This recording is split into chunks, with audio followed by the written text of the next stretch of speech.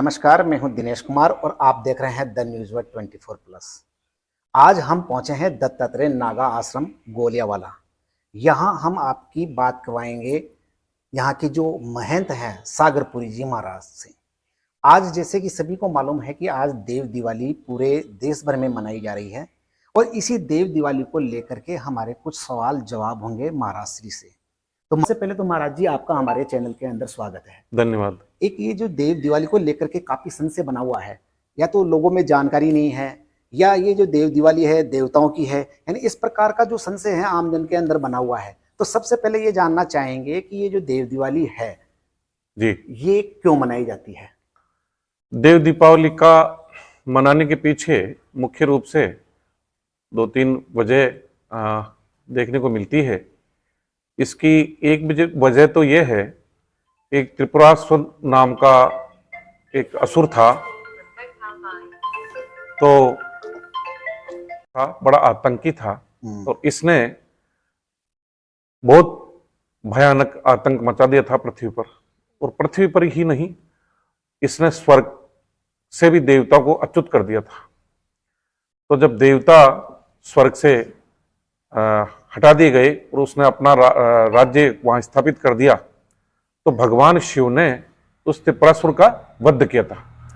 उसी के बाद में भगवान शिव को त्रिपुरारी के नाम से जाना गया और उसके पश्चात देवताओं ने उस उपलक्ष्य में दीपावली मनाई अपने गंगा तट पर आकर के। ऐसा कहते हैं कि स्वर्ग से गंगा तट पर आकर के काशी के अंदर देवताओं ने भगवान शिव को ये देव दीपावली के रूप में समर्पित किया ये दिन।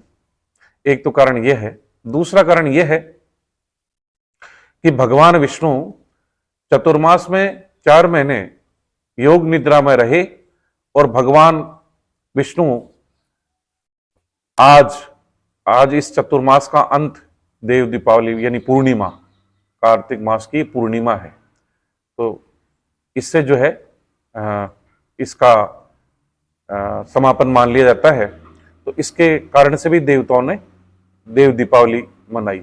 इसके ये मुख्य रूप से 2 कारण आप माने गए अपने शास्त्रों के अंदर। एक महाराज जी मेरा आपसे एक सवाल और है कि ये जो देव दिवाली है इसको लेकर लोगों में संशय बना हुआ है। भाई लोग ये सोचते हैं कि ये जो दिवाली है देवताओं की है। क्या वास्तव में ये जो दिवाली है देवताओं की है? इसमें आम जन की कोई भागीदारी नहीं, ऐसा नहीं है। आम जन की भी भागीदारी पहले हुआ करती थी।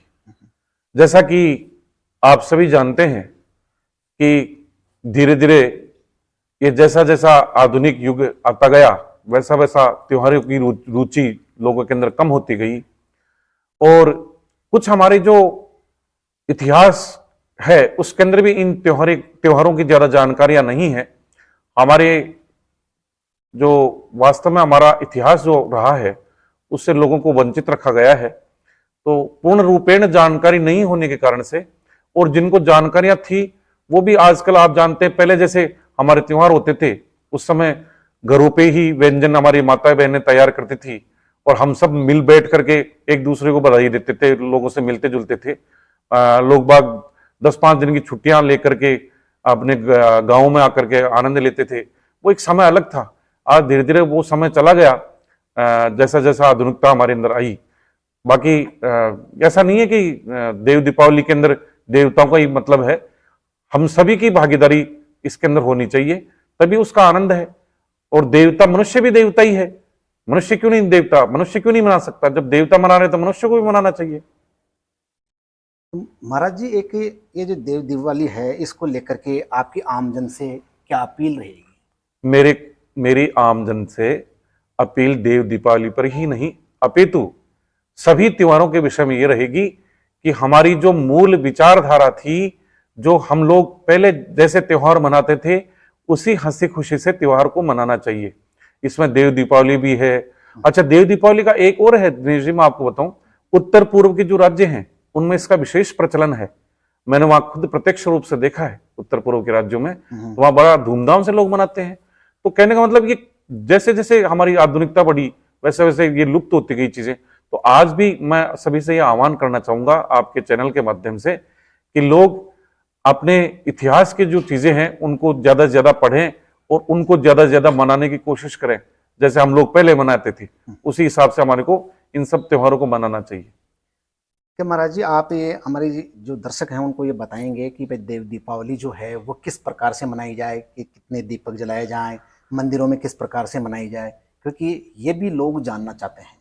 देखिए, देव दीपावली पर विशेष रूप से आप भगवान भोलेनाथ यानी भगवान शिव या भगवान विष्णु दोनों में से किसी की भी पूजा करें, क्योंकि आज ये दोनों को ही समर्पित है। आज हमारे शैव संप्रदाय के लोग भी और वैष्णव संप्रदाय के लोग भी इस त्योहार को बराबर रूप से मनाते हैं, बराबर रूप से। तो सभी को चाहिए कि जो हमारे मंदिर हैं उनकी विशेष सजावट करें। जैसे आप 11 दीपक रोज जलाते हैं तो कम से कम इस निमित्त 10 दीपक और जला दें, 21 जलाएं। इसके अलावा आप भगवान को भोग लगाएं शुद्ध, आप भी प्रसाद ग्रहण करें और बच्चों को भी प्रसाद ग्रहण करवाएं। तो हम सब मिलकर के अगर ऐसा करें तो वापस इसी प्रकार से हमारे त्योहार की जो रोचकता है, रौनक है, वो पुनः जीवित हो सकती है।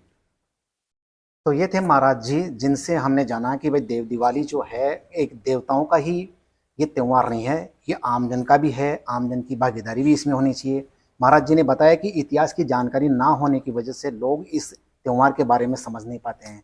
उनकी सोच सिर्फ इतनी रहती है कि भाई ये जो दिवाली जो है काशी के अंदर ही मनाई जाती है, बल्कि महाराज जी ने खुद ने बताया कि ये जो दिवाली है वो उत्तर पूर्व में काफ़ी ज़ोर शोर से मनाई जाती है।